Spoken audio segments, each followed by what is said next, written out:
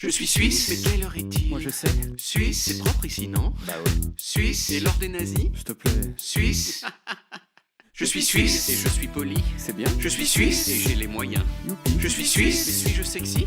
Oui, mais surtout gentil. Oh non. Suisse. C'est quoi l'accent suisse? Hein? Dans la vie, il y a les gens qui parlent français comme moi, c'est-à-dire normalement. Oh, il a établi une norme arbitraire, le fils de... Et puis, il y a les gens qui parlent français chelou. Genre les Belges. Les Québécois. Ouais,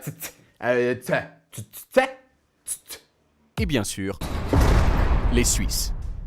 Les Suisses ont un accent, et pour la plupart des Français comme moi, l'exemple le plus parfait de cet accent, c'est celui qui est utilisé dans l'une des publicités les plus célèbres des années 80, la pub Ovomaltine. Salut, j'ai 8 secondes pour vous dire que la barre Ovomaltine, c'est de la dynamique.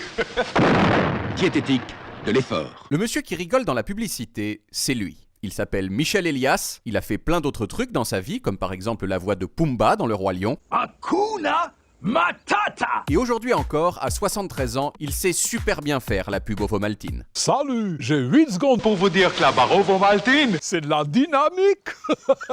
Michel Elias, bonjour. Bonjour. Vous n'êtes pas suisse. Non. D'où ça vous est venu cet accent suisse alors? Toute une partie de mon enfance, je suis allé faire du ski en Suisse. C'était l'accent des moniteurs de ski et des gens qui s'occupaient de nous, enfants. Cette espèce de personnage un peu hilar. Salut, j'ai 8 secondes, hein, il était content. Mais alors en quoi il consiste cet accent? Comment le définir précisément? Eh bien pour le savoir, j'avoue que c'est un petit peu chelou, mais il faut aller en Belgique.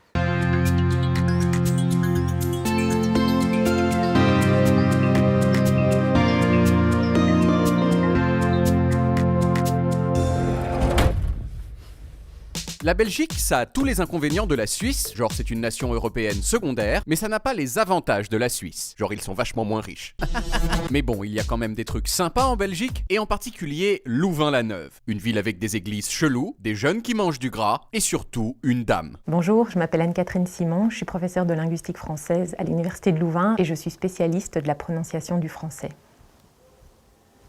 La première chose qu'Anne-Catherine m'a expliqué, c'est qu'il n'y avait pas un, mais plusieurs accents suisses. Oh non, cela complique les choses. Eh bien non, parce que d'après Anne-Catherine et la plupart de ses collègues, il existe au moins 3 traits communs à presque tous les accents suisses. Et je vais vous les exposer les uns après les autres. Trait numéro 1, les Suisses parlent lentement. Ça, c'est l'un des plus gros clichés sur les Suisses, et vous savez quoi? Eh ben c'est vrai. En moyenne, d'après cette étude réalisée en 2011, les Suisses parlent 6% moins vite que les Parisiens et jusqu'à 20% moins vite dans certains cas. Comme quoi les préjugés, des fois, c'est vrai. Trait numéro 2, les prononciations de type chelou.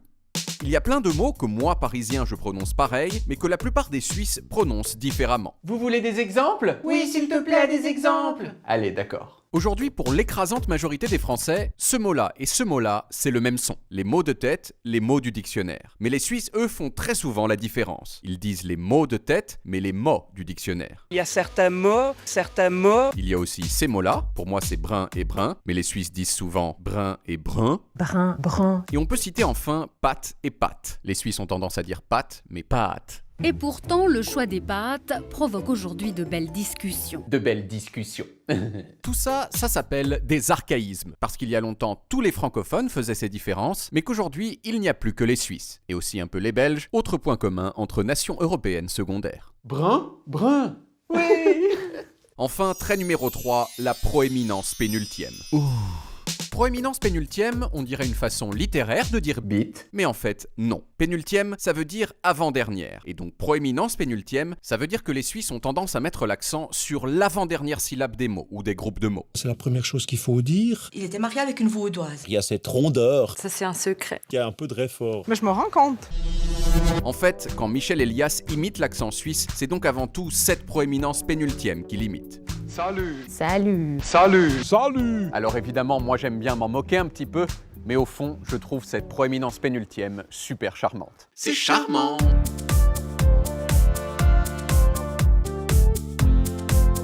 Charmant.